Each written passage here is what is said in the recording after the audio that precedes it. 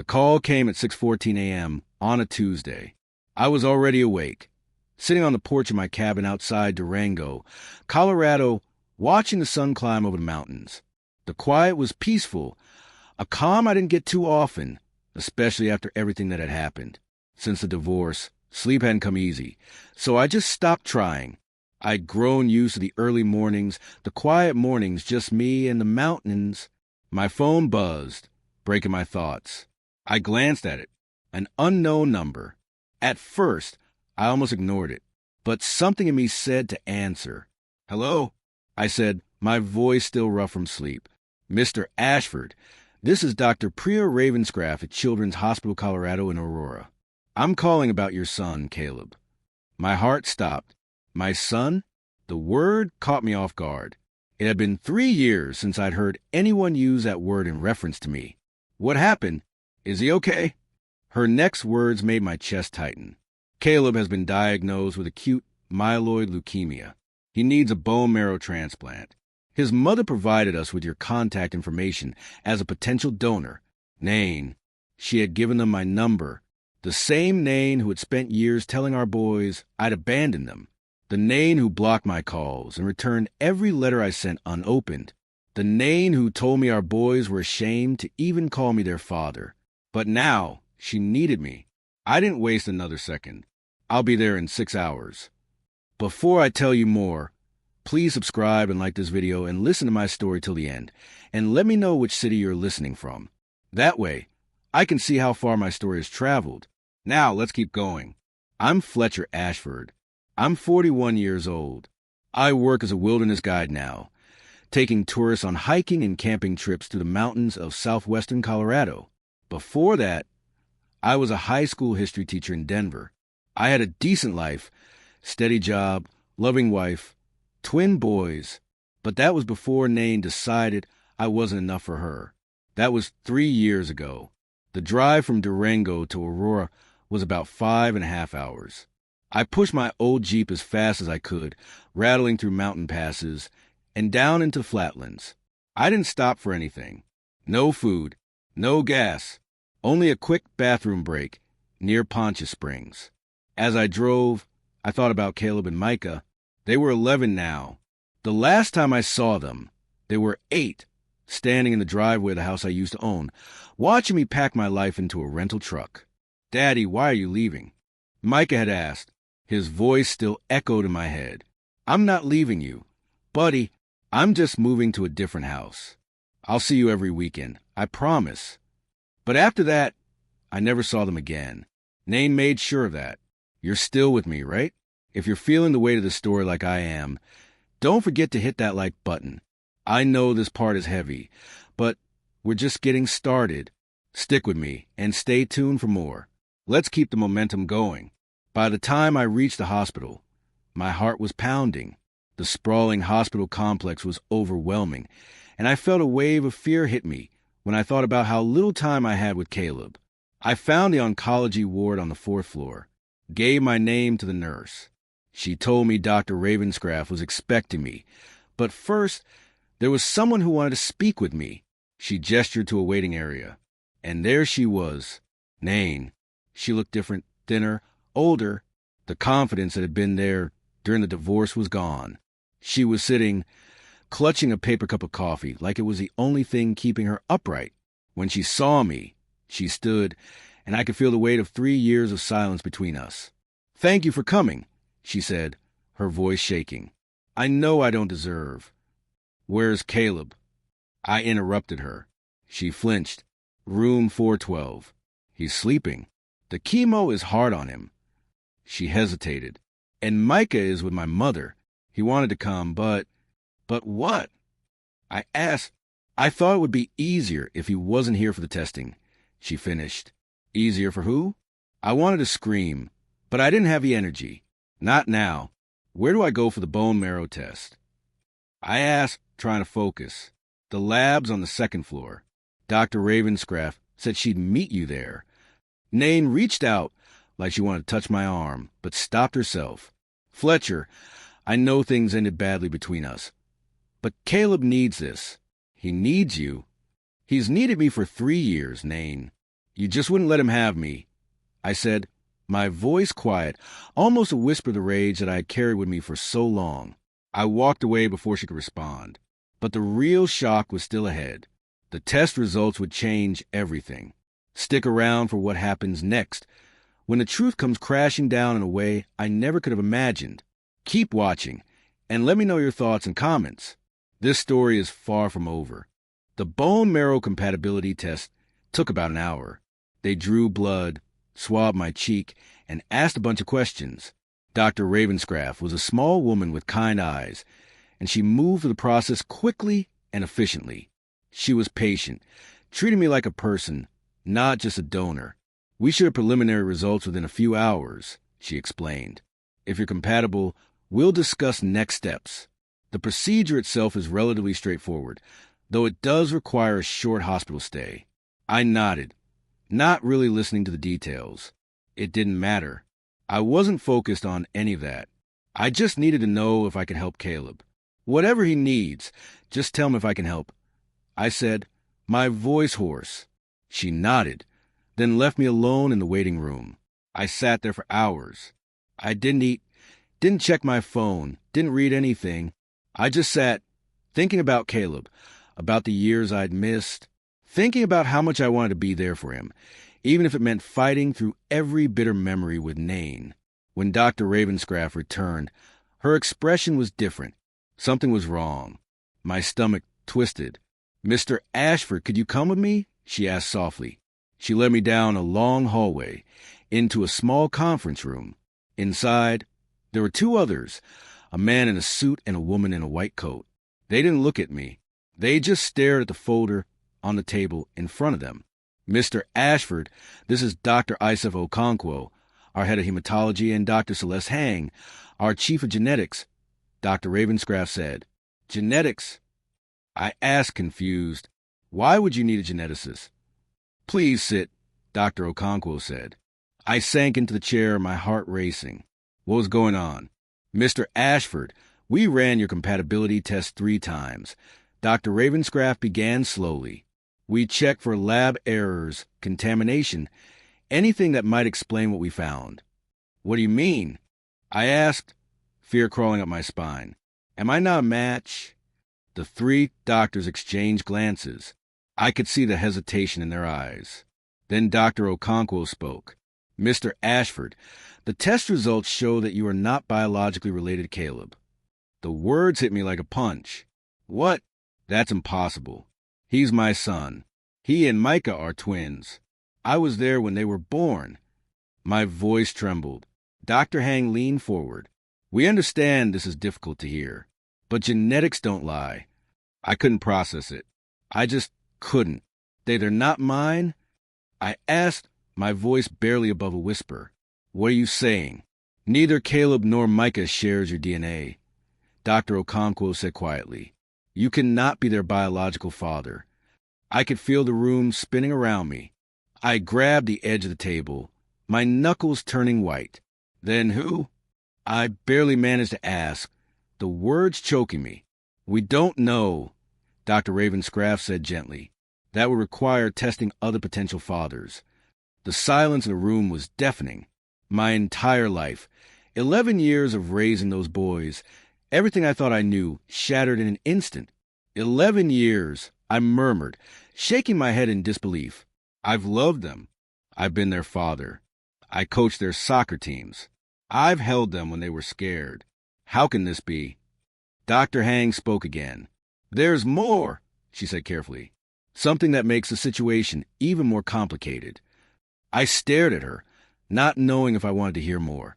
Caleb and Micah aren't identical twins, she said slowly. They're fraternal. That means different fathers? I asked, my voice cracking. You're telling me they have different fathers? Dr. Hang nodded. It's rare, but it happens. It's called heteropaternal superfecundation. I couldn't breathe. The world felt like it was crashing down around me. They have different fathers, and none of them is me? My voice was raw, almost unrecognizable. Correct, she said softly. Naen was apparently involved with at least 2 other men during the time of conception. At that moment, Everything I thought I knew about my life, about my family, just fell apart. I sat there frozen, not knowing what to do with all the emotions flooding through me. Betrayal, confusion, anger. Nain. She hadn't just cheated on me. She had gotten pregnant by 2 different men, and I'd been raising those boys all these years, believing they were mine. I stood up. Then I sat back down. I couldn't stand. My legs wouldn't work. "I need a minute," I said, my voice thick. "Take all the time you need," Dr. Ravenscraft said. "We'll be outside when you're ready." They left me alone in that sterile room, and I just sat there, staring at the folder on the table in front of me. It was hard to even comprehend. Nain had kept this secret for so long, had let me believe a lie for all these years.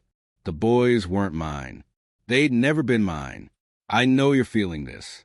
It's heavy, but there's more to this story. Stick with me, because what happens next will change everything again. Tell me your thoughts in the comments. And if you've dealt with something similar, share your story. You're not alone. Subscribe for more stories about standing your ground and reclaiming your life. We're just getting started, and it's about to get even more intense. I sat there for a long time, not knowing what to feel. My world had just crumbled, and I didn't know how to put the pieces back together. I met Nain in 2009 at a friend's wedding. We were paired together for the reception entrance, and by the end of the night, I knew I wanted to see her again. She was everything I thought I wanted. Ambitious, smart, with a laugh that made me feel like I was the funniest person alive. We dated for 2 years, got engaged, and married in 2011.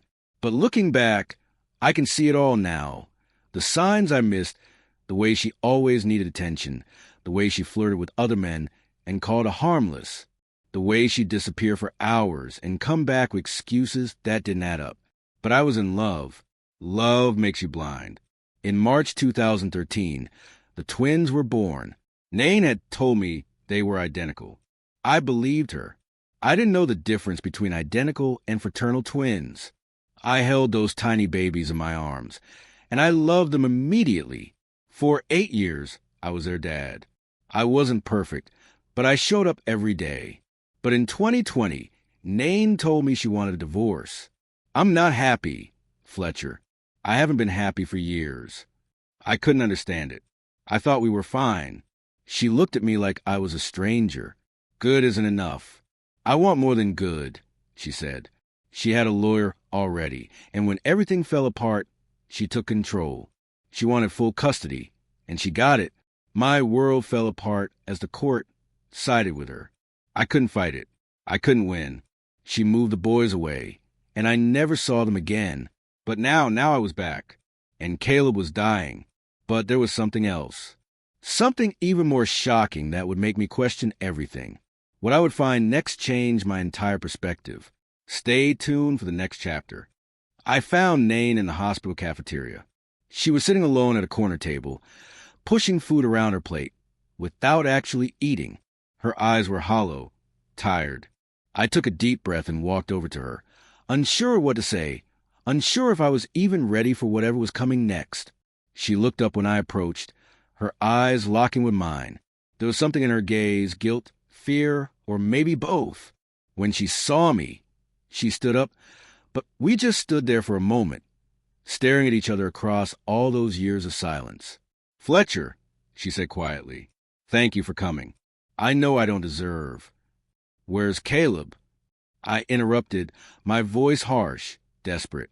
She flinched at the sharpness in my tone. "Room 412. He's sleeping. The chemo is hard on him," she said, her voice trailing off. Then she added, "And Micah, he's with my mom. He wanted to come, but..." She paused again, like she didn't know how to finish. "I thought it would be easier if he wasn't here for the testing." Easier for who? I wanted to scream at her, but the words stuck in my throat. I was so tired of this. I forced myself to take a breath. "Where do I go for the bone marrow test?" "The lab is on the 2nd floor," she said softly, stepping back. "Dr. Ravenscraft is waiting for you." I didn't want to stay there any longer. I didn't want to look at her, at the woman who had been my everything and now felt like a stranger. She reached out like she might touch me, but stopped herself. Fletcher, I know things ended badly between us, but Caleb needs this. He needs you. He's needed me for 3 years, Naen. I said, my voice shaking. You just wouldn't let him have me. I didn't wait for her to say anything else. I walked away from her, the weight of those words heavy on my chest. I know you're feeling the tension right now. This moment feels like it's on the edge of breaking. But trust me, this story is still far from over. Don't forget to drop a like, and tell me what you think so far. What would you have done in my shoes? I want to hear your thoughts. And if you've experienced something like this, share your story. You're not alone. Let's dive into what happens next. The test didn't take long, about an hour. They took my blood, swabbed my cheek, asked me about my medical history. Dr. Ravenscraft was efficient but kind, explaining everything clearly. I could tell she was doing her best to make the process as easy as possible for me. I appreciated that, though my mind was miles away. We should have preliminary results within a few hours, she said after she finished. If you're a match, we'll discuss the next steps.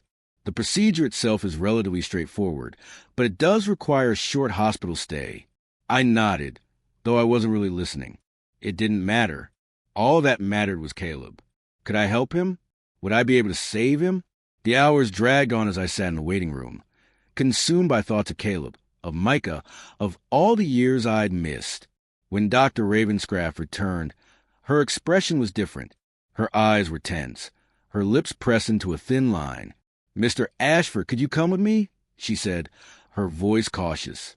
I followed her down a long hallway and into a small conference room. Inside were 2 people I didn't recognize, a man in a suit and a woman in a white coat. They were both staring down at a folder on the table, their expressions unreadable. Mr. Ashford, this is Dr. Isaac Okonkwo, our head of hematology, Dr. Ravenscraft said. And this is Dr. Celeste Hang, our chief of genetics. I glanced at them, confused. Genetics? Why would you need a geneticist?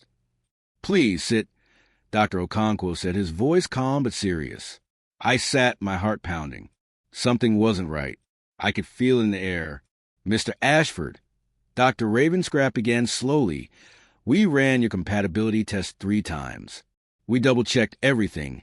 Errors, contamination, anything that could explain what we found. What do you mean? My voice wavered, fear creeping into my chest. Am I not a match? The doctors exchanged a look, and then Dr. Okonkwo spoke. Mr. Ashford, the results show that you are not biologically related to Caleb. It didn't make sense. I felt like the floor had dropped out from under me. What? I gasped, my voice catching in my throat. That's impossible. He's my son. He and Micah are twins. I was there when they were born. We understand this is difficult to process, Dr. Okonkwo said gently, but the test results are clear. You are not Caleb's biological father. My entire world shifted. The words felt like they came from a distant place, like I wasn't hearing them right, but they were there, unmistakable. Then who? I started to ask, but the words wouldn't come out. We don't know yet, Dr. Ravenscraft said, her voice soft. That would require testing other potential fathers. My mind was spinning. But I've raised him. I've loved him. How could this be? How could... Dr. Hang, the geneticist, spoke up then. Caleb and Micah aren't identical twins, she said. They're fraternal, which means... Different fathers? I interrupted, my mind racing. You're saying they have different fathers? Dr. Hang nodded. Yes, it's rare, but it happens. It's called heteropaternal superfecundation. In this case, they each have different biological fathers. I felt a sharp pain in my chest. You mean Caleb and Micah have different fathers, and neither of them is me? That's right, Dr. Hang said quietly. Your ex-wife was apparently involved with at least 2 other men during the time of conception. I just stared at her. I couldn't breathe. I couldn't think. Naen had cheated on me, not just once, but with 2 different men. And now, I found out I wasn't their father. I needed to get out of that room. I needed to breathe. I need a minute, I said, barely able to stand. Dr. Ravenscraft gave me a sympathetic nod. Take all the time you need. We'll be outside when you're ready. I didn't even wait for them to leave before I stood up and stumbled out of the room. The hallway seemed to stretch on forever. I needed to get away, to escape the crushing weight of the truth. But the truth wasn't finished with me yet. What I found next would change everything again. Stick with me. This story is only getting more intense. What I learned about Naen and the secrets she'd been hiding hit me harder than anything before. Keep watching, and don't forget to share your thoughts in the comments. I stumbled out of that conference room, barely aware of where I was going. My legs felt like jelly, my brain spinning with everything I just learned.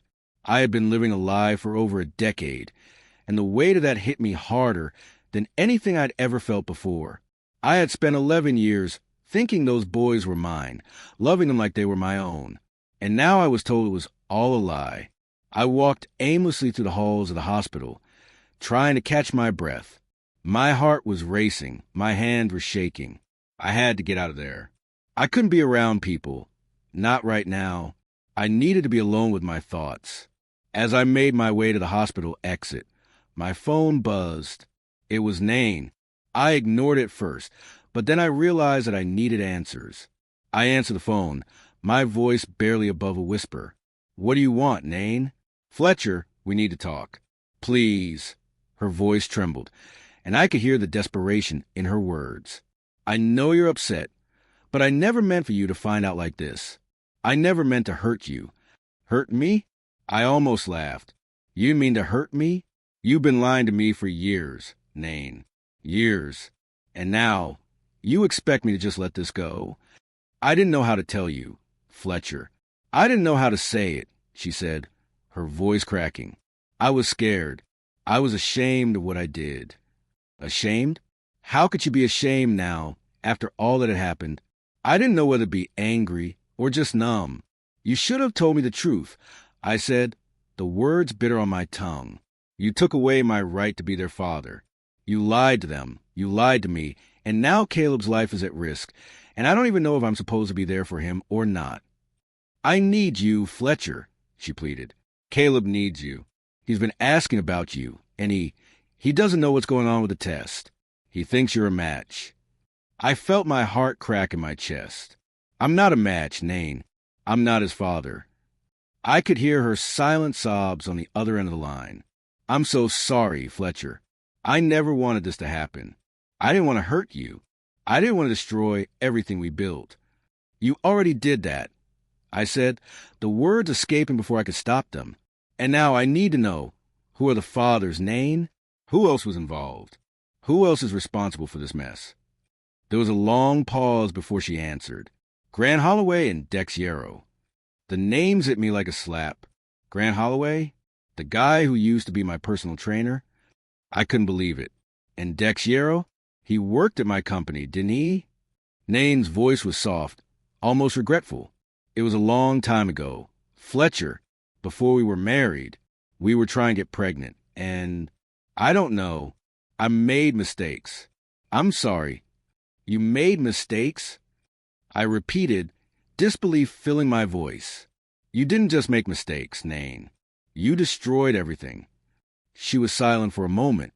"I didn't mean for it to happen like this. I didn't want Caleb to suffer because of my choices. I didn't want to listen to her anymore. I felt too angry, too betrayed to keep talking. But I knew I had to. Caleb needed me. I still needed to be there for him. No matter what. Where are they now?" I asked, barely able to keep my voice steady. "Grant and Dex. Where are they?" Naen hesitated. "I don't know where Dex is. I haven't spoken to him in years. But Grant is in Phoenix. He's a fitness consultant now. You can find him there." My mind was spinning. I need to find them. Today. Caleb needs a match. And if either of them can help, I'm not waiting around. I'm not giving up on him. "Fletcher?" "No." I cut her off. "Find them, Naen. I'm not playing games anymore. Find the fathers, or I'll do it myself. What do you think so far? This is just getting crazier, right?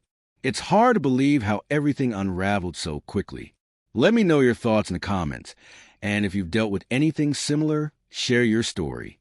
Remember, you're not alone. Don't forget to subscribe for more stories like this. Stories about resilience, heartache, and reclaiming your life. Let's keep going and hold tight, because the next part is even more intense. I didn't waste any more time. I wasn't going to sit around waiting for Naen to fix things. The boys, Caleb and Micah, needed me, and I had to do whatever it took to help them. I spent the next few hours trying to pull myself together, the anger and sadness still bubbling up inside me. When I finally got back to the hospital, I went straight to Caleb's room. I had to see him. Had to know if there was anything I could do to make sure he had a chance to survive. I opened the door slowly. Caleb was lying in bed, his small body covered in blankets, his face pale. He was so thin now, the chemo taking its toll on him. But when he saw me, his face lit up with a weak smile. "Dad," he whispered, his voice raspy. My heart shattered. "Hey, buddy," I said softly, sitting down next to him. "How are you feeling?" "Tired," Caleb muttered, but his eyes were bright, those same deep blue eyes that had looked at me with such trust when he was younger. "Everything hurts." "I know," I said gently, taking his hand, "but you'll get through this. You're strong, Caleb. You hear me?" He nodded weakly. "Mom said you might be a match." I hesitated, my chest tightening. "We're still figuring that out, buddy. But whatever happens, I'm here. I'm not going anywhere." Caleb smiled a little, his eyes fluttering shut. "I missed you, Dad." "I missed you, too," I whispered, holding his hand until he drifted off to sleep. Later that day, Micah came to visit. He was bigger than Caleb, taller and healthier looking, but something about him, his eyes, told me he knew something was wrong. He walked into the room awkwardly, not sure what to say, but I could see the questions on his face. "Hi, Micah," I said, offering him a smile. He looked at me for a long time, his eyes searching mine. "Mom said you came to help Caleb." "That's right," I said quietly. "I'm here for him. We're trying to find a way to help." Micah nodded, but then something in his expression shifted. "She said you weren't a match." I was silent for a moment. "No, I wasn't, but they're looking for someone else who might be." Micah didn't say anything for a while. He was quiet, his mind clearly working through everything. Finally, he looked up at me. "Why didn't you fight harder for us?" The question hit me like a punch. It broke my heart, but I knew I had to be honest with him. "I tried, Micah. I really did. But your mom had lawyers I couldn't afford, and the judge believed her instead of me. I showed up. I called. I wrote letters. I went to your school. But nothing worked. She wouldn't let me see you." "We never got any letters," Micah said quietly. "Mom made sure of that." "I know," I said, my throat tightening. "I wish I could have done more. But I never stopped fighting for you." Micah looked at me, his eyes serious. "She lied about a lot of things, didn't she?" "Yeah, she did," I said softly. "She lied about a lot of things." He hesitated. "Is she lying about something else?" "Something about the test." I could see that he was starting to put things together. "Ask your mom, Micah. It's not my place to tell you." Micah didn't ask any more questions. Instead, he walked over to Caleb's bedside and sat down beside him. I stood quietly, watching them together. I didn't know what was going to happen next, but I knew one thing for sure. I wasn't giving up on them. Not now, not ever. The search for Caleb's biological father didn't end there. Things would only get more complicated from here, especially when one of them stepped forward. Find out what happens next. Keep watching, and let me know what you think in the comments. We're getting to the heart of this story. Don't miss it. 3 days passed. 3 days filled with endless phone calls, searching and waiting. Naen had hired a private investigator. Her parents, suddenly very cooperative now that their grandson was dying, had paid for it. I stayed at a motel near the hospital. My only real connection to Caleb being the brief moments I spent with him each day. He was getting weaker by the day. But I didn't care about anything other than being there for him, even if it wasn't the way I thought I would be. He was so thin. His skin was pale, his hair gone from the chemo. But his eyes, those eyes, they still held the same trust they'd had when he was little. He still called me Dad. Even after everything that had happened, Even after Naen had spent 3 years telling him I was a monster, Caleb still called me Dad. The second day, Micah came to visit. He was bigger than Caleb and a little more self-assured, but I could see the same confusion in him. He knew something was off. He looked at me, and I saw him wrestle with the truth, trying to figure out how to ask what he needed to ask. "Hi, Micah," I said, offering him a weak smile as he walked into the room. "Hi," he said awkwardly. "Mom said you came to help Caleb." "Yeah, I'm here for him. I'm going to do everything I can." He didn't say much, but his eyes were searching, as if he was piecing things together in his head. Finally, he spoke again, his voice hesitant. "She said you weren't a match," he said, his eyes not meeting mine. I sighed, my throat tight. "No, I'm not a match. But they're still looking for someone who might be." Micah nodded, looking like he was about to say something else, but stopped. He stood there for a long moment, his face unreadable. And then he asked a question that hit me harder than I was ready for. "Why didn't you fight harder for us?" The question was raw, honest, and it tore through me. My heart cracked open, but I had to answer him. "I tried, buddy," I said, my voice thick with emotion. "I really did. But your mom had lawyers I couldn't afford. I tried to fight, but the judge listened to her instead of me. I showed up for you. I called. I wrote letters. I tried to see you at your school, but nothing worked. She didn't let me. She kept you from me." Micah looked at me, silent for a moment. "We never got any letters," he said quietly. "I know," I whispered. "She made sure of that. But I never stopped trying, Micah. I fought as hard as I could." Micah's face softened, and for the first time, I saw the understanding in his eyes. "She lied about a lot of things, didn't she?" he asked, his voice quiet. I nodded, a lump in my throat. "Yeah, she did. She lied about a lot of things." There was a long pause before he spoke again, his voice barely above a whisper. "Is she lying about something else?" "Something about the test." It hit me like a wave. Micah was starting to put the pieces together. I wasn't sure how much I wanted to say, but I knew he deserved to know. "I don't know, Micah," I said, my voice heavy. "You should ask your mom. It's not my place to tell you." Micah seemed to think for a moment, then nodded quietly. He walked over to Caleb's bedside and sat down next to him. I stayed where I was, watching them, the weight of everything hanging in the air. And then, on the third day, we got the call. Naen had found Grant Holloway. He was living in Phoenix, working as a fitness consultant for a gym chain. The private investigator had tracked him down through social media and old employment records. Naen called him, and I wasn't there to hear the conversation. But when she came out of the room, her face said it all. "He's coming," Naen said, her voice strained. "He said he'll get tested." I didn't know whether to feel relief or resentment. Grant, he was here, but only because Caleb's life was on the line. Did he even care? Or was this just about saving face? Does he know about Caleb? I asked, though I didn't really want to know the answer. Naen looked away, her eyes filled with guilt. "He knows now," he said. "He said he always suspected. I told him I was pregnant right before I married you. And then suddenly I was having twins. He knew there was a chance. He just never said anything."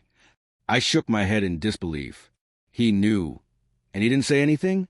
He could have told me. He could have. Naen cut me off, her voice low and full of regret. "Fletcher, don't. I know. He should have said something. But he didn't. And I didn't either. We both let this go on. And now Caleb is paying the price." I didn't know what to say to that. So I didn't say anything. Instead, I just walked away. The next morning, Grant arrived at the hospital. He was tall, muscular, exactly what I expected from a personal trainer. He walked into the building like he owned the place, full of confidence, as if he was here to save the day. I hated him immediately, but I knew I had to keep my mouth shut. Caleb needed him. Grant looked at me as he walked into the conference room. He knew who I was, and I knew who he was. The tension was thick between us, but neither of us spoke a word. The test took 2 hours. I was waiting in the same sterile conference room where my life had come crashing down just days before. When Dr. Ravenscraft finally came in, her face was serious. She didn't waste any time. "Mr. Holloway, you're a partial match." she said. It's not perfect, but close enough to proceed with the transplant. Grant pumped his fist, grinning like a hero. Yes, that's what I'm talking about. Naen started crying, her shoulders shaking. Thank God. Thank God, she whispered, her voice barely audible. I didn't say anything. I just stood there, watching them, the bitterness in my chest slowly consuming me. Dr. Ravenscraft spoke again. We'll need to schedule the procedure as soon as possible. Caleb's condition is deteriorating. Can you stay in town for the next week? Grant nodded without hesitation. Whatever it takes. He's my son, right? I'm going to save my son. I couldn't take it anymore. I stood up and walked out of the room without saying a word. As I was packing my bag at the motel later that night, someone knocked on my door. I opened it to find Micah standing there, alone, looking like he'd made a decision. How did you get here? I asked, surprised. I took an Uber, he said. Don't tell Mom. I stepped aside, letting him in. Micah looked at my pack bag and then spoke, quietly. You're leaving, aren't you? I nodded, unable to speak. Yeah, grant a match. They don't need me anymore. Micah shook his head, his expression fierce. I need you, Dad. His words hit me like a punch. Micah, I started, but he wasn't finished. I figured it out, he said, his voice steady. Mom told Caleb about Grant. She told him he's his biological father. And I saw the way she looked at me afterward, like she was deciding whether to tell me, too. He paused, his voice getting quieter. I asked her. She admitted it. Some guy named Dex is my real father. My heart shattered. I was silent for a moment before I whispered, I'm so sorry, Micah. He looked up at me, his eyes full of understanding. Don't be. You didn't do anything wrong. You're still my dad. You always will be. I sat down next to him, pulling him into a tight hug. I'm your dad no matter what. I said, my voice thick with emotion, and I always will be. Micah hugged me back, holding on tight. I love you, Dad, he whispered. I love you too, buddy. I said, my heart swelling. I love you both forever. And that's where our story ends, for now. Micah and Caleb are still in my life. They're still my boys, no matter what biology says. What does family mean to you? I want to know your thoughts. Drop them in the comments. And if you've gone through something like this, don't keep it to yourself. Share your story. You're not alone in this. Remember to subscribe, like, and turn on notifications for more stories like this.